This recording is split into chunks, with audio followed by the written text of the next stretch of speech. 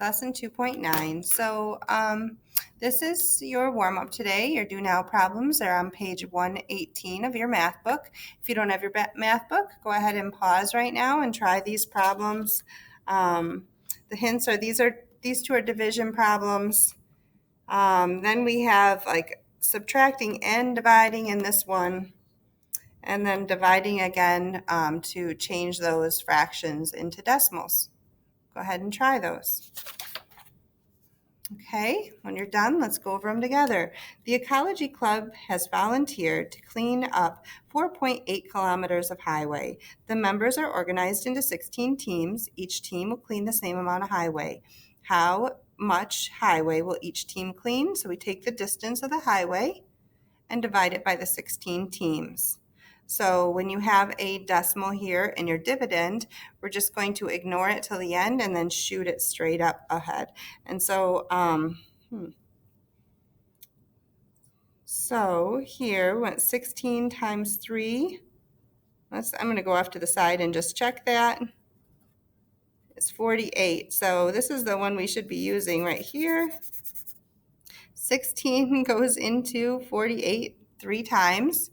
And so we'll put the 3 right over the ones place, the 8 right here.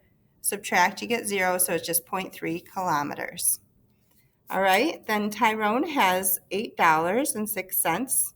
How many bagels can he buy if each bagel cost 65 cents? My family makes fun of me when the way I say bagel. They say it's supposed to be, I don't even know how they say it differently than me. So you might get a kick out of bagels.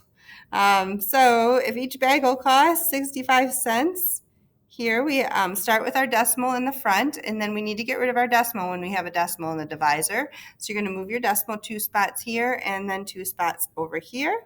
So when you divide this all out, you'll get 124. Shoot your decimal between the 2 and the 4. So we know that they could buy part of a bagel here, but you can't just buy part of a bagel. So we're just going to say he can afford to buy 12 bagels, not 13 bagels, because you can't just buy part of a bagel. Okay, so 12 bagels can be bought. So a nail is 1,875 10,000ths of an inch thick. What is the thickness as a fraction? So I have to take that. Let's see. So we're going to make that into a fraction. And we can do that. Right down here is where I did that one. We took that number, and it's over 10,000ths. It's 10,000ths because there's, this is the tenths, hundredths, thousandths, 10,000ths. We wrote it over 10,000ths, and when I simplify it, I get 3/15ths. So this one is 3/15ths.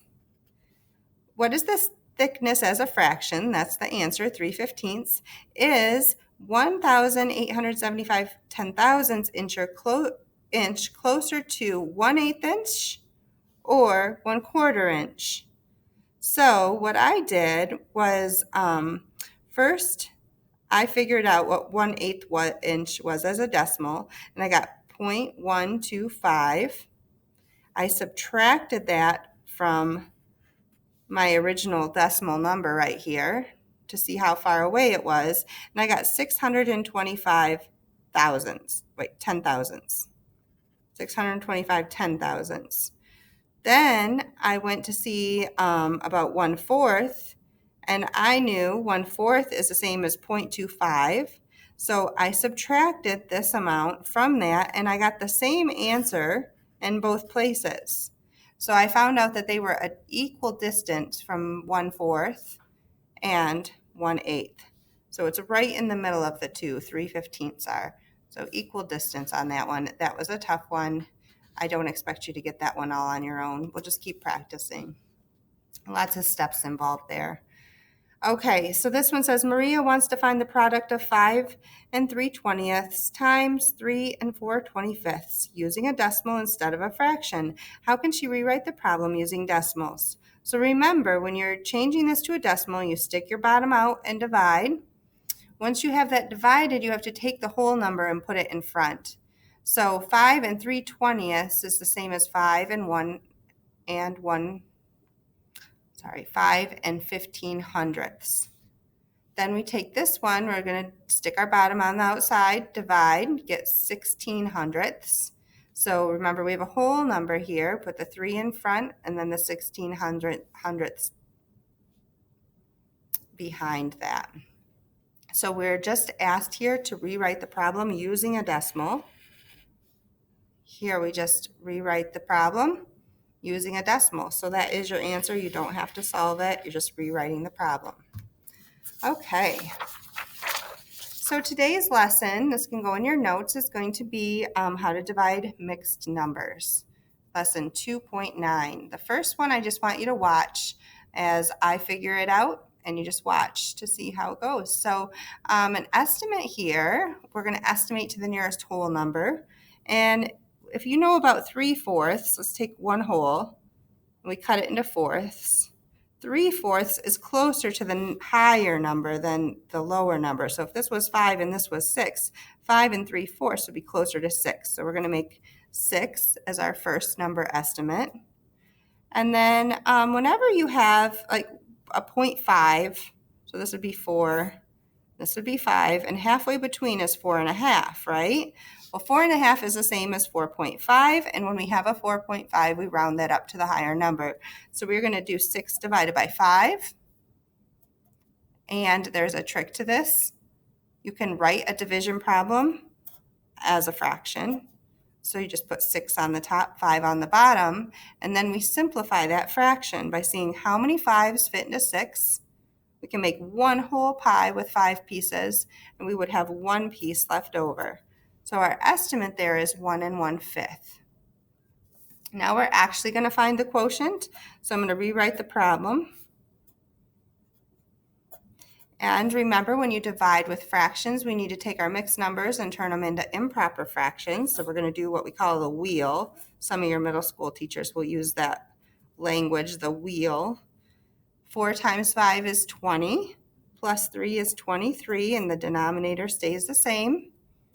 I'm going to leave this division because I'm not turning it over yet or anything. I'm just keeping the 2 on the bottom. 2 times 4 is 8, plus 1 is 9. Now I'm going to do the dividing fractions as easy as pie, flip the second, and multiply. And I'm going to look to see if I have any numbers that I can simplify there. The 2 and the 4 are both even, so I can divide those by 2. And 23 is a prime number, so we can't divide that. So I think we went as far as we can with simplifying. 23 times 1 is 23. 2 times 9 is 18. 18 fits into 23 one time, so I'm going to take those 18 pieces out, right? Because we're making them into this whole pie. This is a one whole pie. And make that out of 18 pieces. My denominator always stays the same. Then I have to see, after I take those 18 pieces to make my whole pie, what do I have left? 5, right? Is that right? Yep, 5. So 1 5/18 is our actual answer. Okay, so go ahead and pause your video, write that down. I want you to do the estimate. You're going to see what it's closer to. Think about 1/3 here, 9 and 10. And if you have 9 and 1/3, you're dividing this into 3 pieces. Your 1/3 is closer to the 9. Okay, so pause it and try it, and we're going to do it together.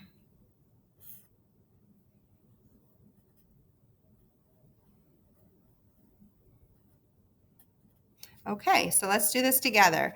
If I have 9 and 1/3, that's closer to the 9, so my estimate will just keep that a whole number 9, divided by 1 and 1/6 is closer to 1 than it is to 2, so we're going to divide it by 1, and 9 divided by 1 is the same as 9.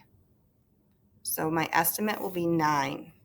Then we are going to rewrite the problem, and we are going to solve it by using our dividing fractions as easy as pie, flip the second, and multiply.